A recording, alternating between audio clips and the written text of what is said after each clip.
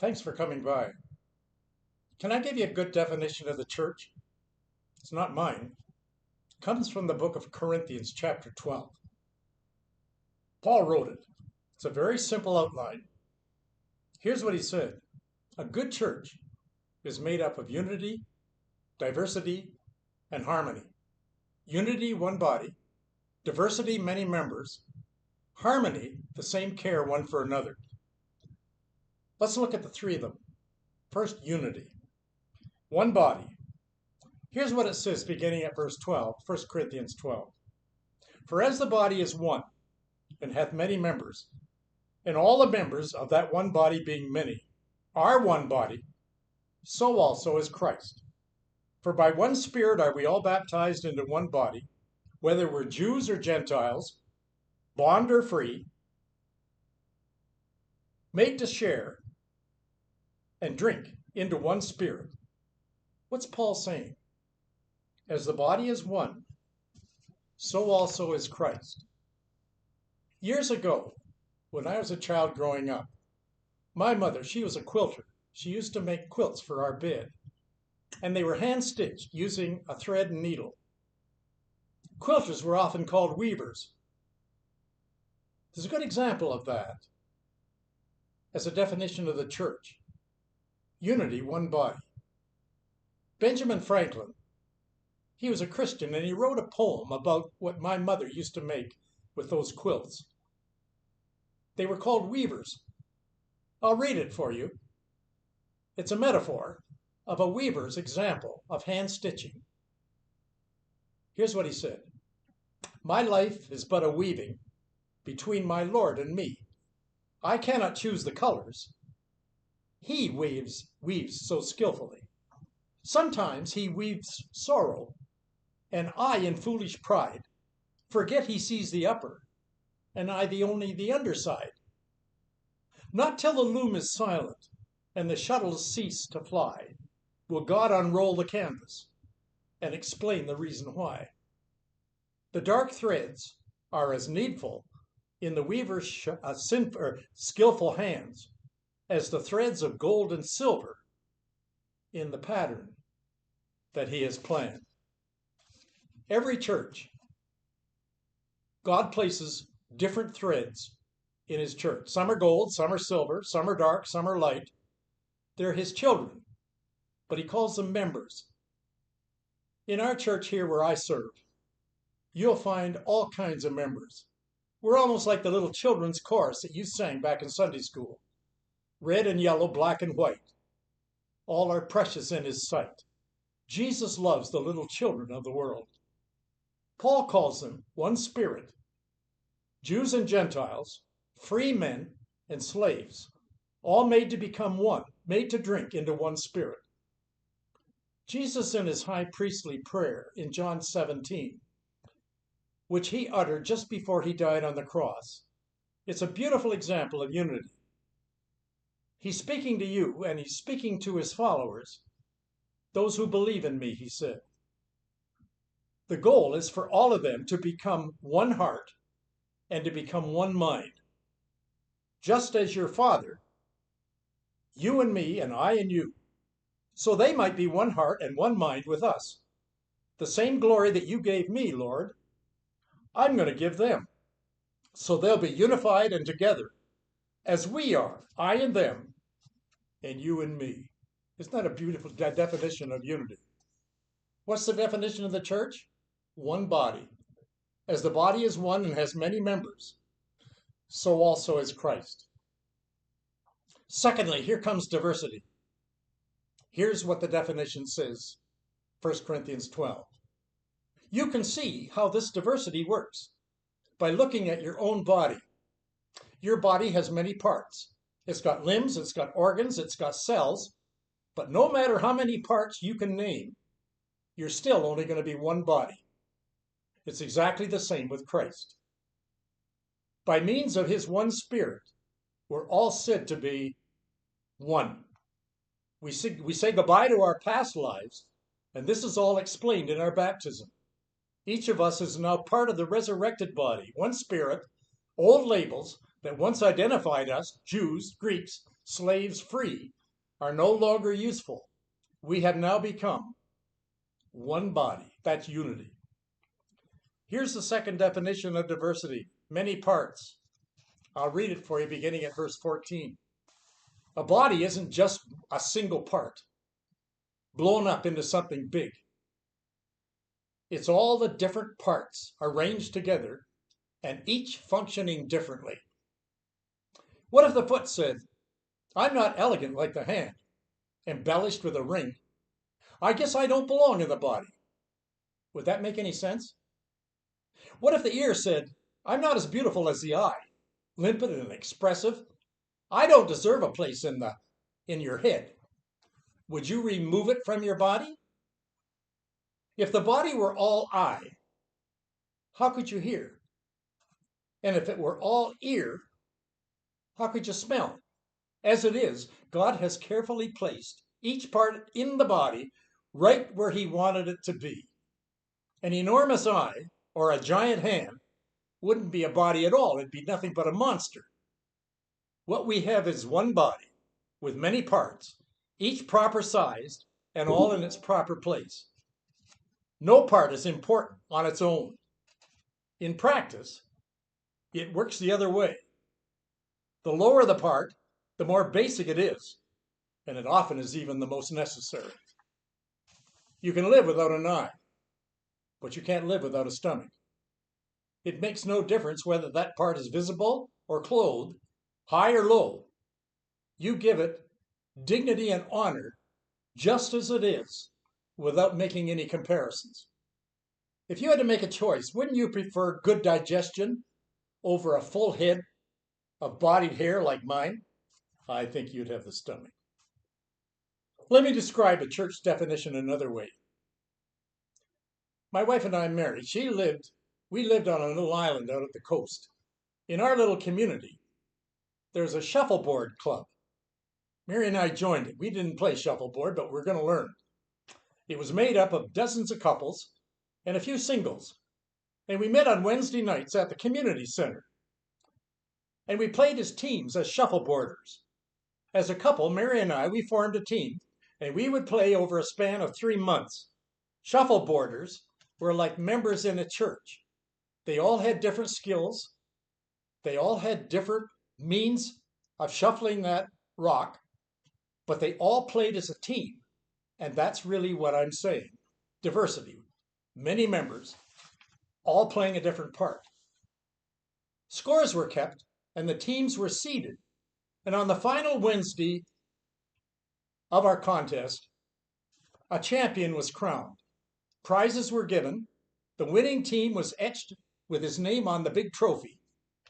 And as the season progressed, the top seeded teams, they went on to go to the front, and the lower teams, they went to the back. Well, you know where we were. We were at the back. And over the year, the good teams, being together for a long time, they had technique, they had feel, they had polish, they had form, very competitive. They had lots of diversity. A lot of high fives, a lot of superlatives went back and forth between each team. And on the night of that last and final tournament, it had really the atmosphere of a Super Bowl. The top seeds played the lower seeds. And before a champion was crowned, the top seed, he went to the very top and he became the champion. The teams that came last, they went to the bottom and they were the also-rans. They were eliminated, the lower seeds, but the shuffleboarders, they all had a wonderful night and a great time together. Let's go to that last night. If you haven't played table shuffleboard, the game's the same as curling, only instead of being on ice, you're on a long board, just like this, 25 feet long, hardwood, and each end had a triangle. The rocks were stainless steel metal rocks, the size of a hockey puck. The surface is polished hardwood, covered with powdered wax. It's like taking your wax out of a salt shaker and spreading it up and down, and that gave a slippery surface to you when you shuffled your rock. After 7 or 9 ends, the game was over, and the team with the highest score Won. Mary and I, we were the lowest seed in the house. Everybody wanted to play us because they knew they could beat us and they would keep going. On that championship night, because they knew that we would lose and they would win, there was always an excitement to keep moving on. Those of us that were left behind, they always had cupcakes and some sweets and coffee and tea, and we would just become the eyewitness of the championship game. Paul wrote in 1 Corinthians 12, the eye can't say to the ear, I have no need of you. Or the hand or the foot can't say, I have no need of you. Instead, he has placed those members to complement each other. Well, when our game started, Mary was my complement. She's left-handed, I'm right-handed. We had a rule. She and I, regardless of how bad we played, we'd never lose our smile. We would always compliment the opponent and shake their hand, congratulate them on a good play, and then we'd sit down. So the meet began. To our surprise and absolute shock, that first game was very close. I had the last throw. If I kept it in play, we won. Guess what happened? I kept it in play. We won the first game we played, and somebody else was eliminated. We're still in the game. I told Mary there must be something wrong. Things are going right. We kept in the game. There are two shuffleboarders. The couples, the two girls stay at one end, the men are at the other end, and we shuffle back and forth, and each one considers an end. And if you win your end, you're going to go first the next time because they're going to become the hammer, and they're going to have the last throw. We had a referee, very knowledgeable old man, and he called everybody up to the table as the winnings and the losings were complete. And he would call the names and put the players in place for the next shuffleboard round. The Kernahans were called to the table. Guess what? 5 times. That's right. We won 5 games that night, and he kept calling our name to take in another opponent, and we kept playing. I can't understand what happened that night because we aren't shuffleboarders. As a team, we played way over our head. Mary kept scoring game after game. Do you remember years ago in Canada, we had a very famous curler? She was a champion in the Olympics. Her name was Smirler. And you know, Smirler came from Saskatchewan. Well, you know, I called my wife Smirler that night. I said, well done, Smirler. You did it again. She was my time, and she was my team. On that final match for the shuffleboard, we were a bit nervous. We knew we shouldn't have been there. We had no right to be in that last place to become a champion. Girls at one end, men at the other. The girls went first. Well, Mary was my Smirler. She led off, and to my disbelief, her first rock, it stopped right at the end, right here, and it counted. Her opponent, knowing it was there, she could knock it off. She tried, and she missed. Her opponent, her rock went off. 4 rocks were thrown. To my absolute shock, all 4 of Mary's rocks were in play. She had none, the opponent. At the end of the first round, my wife was ahead with our team 5-0. And now it's our turn. I went first. My first rock stayed in play. The man beside me, who was the champion, whose name had been on that trophy many times, he took his turn and he missed. My rock was still in play.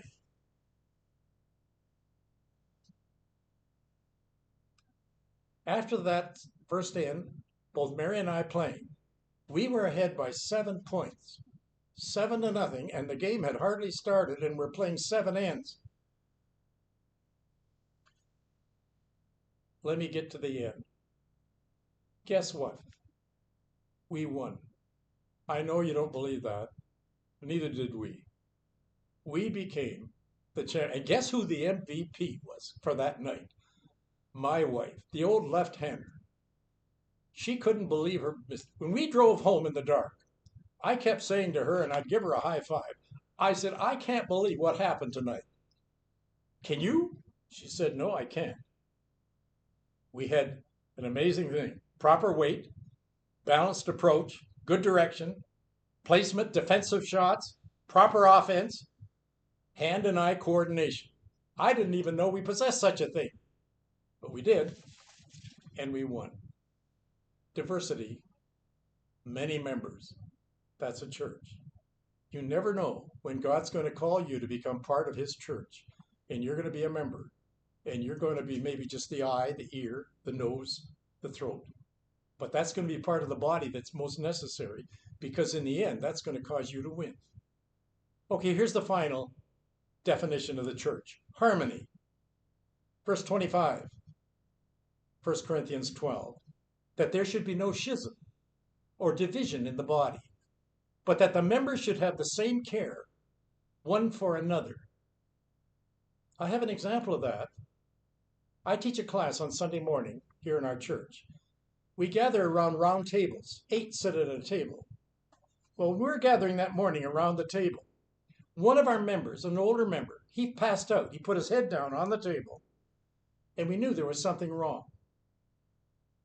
He was taken from his chair, and he was laid down on the floor. And we have in our class a doctor. Well, that doctor left his place, and he came and gave first aid. He laid the man down, undid his shirt, started palpitations to get his heart going again because it had stopped, and they raised his feet up on a chair, and there he waited. They called 911. The EMS was called. Before they came in, he had revised our member, and things were going not bad. But our member had vomited. He had vomited down the side of his neck, onto his shirt, onto the floor. And we all felt so badly. But you know what that doctor did? Not only did he as a member, look after that patient, when it was done and the EMS had come in, before they put him on the gurney to take him to the hospital for emergency care, he went to the kitchen and came out with a basin of hot water and some towels, and he cleaned that member's mouth and his shirt and the floor, and you'd never know anything had happened.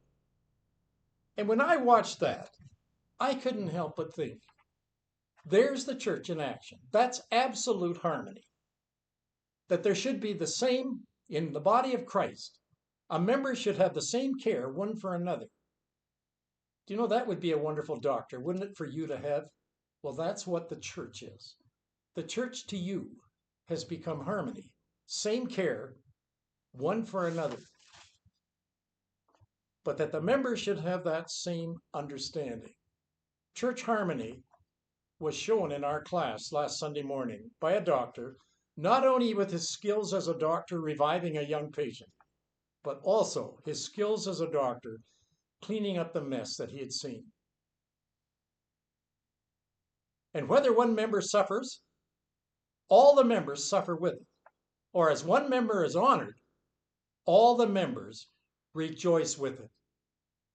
When that member was taken out of our class on a Guernsey over to the hospital for emergency setting and care, we in our class couldn't help but shake the hand of our doctor and thank him for his work. Well, that's the definition of the church that I just told you in 1 Corinthians 12. Unity, one body. Diversity, many members. Harmony, the same care, one for another. Thanks for coming and joining me. I'll be here next week. I want you to come back too. I'll look for you then.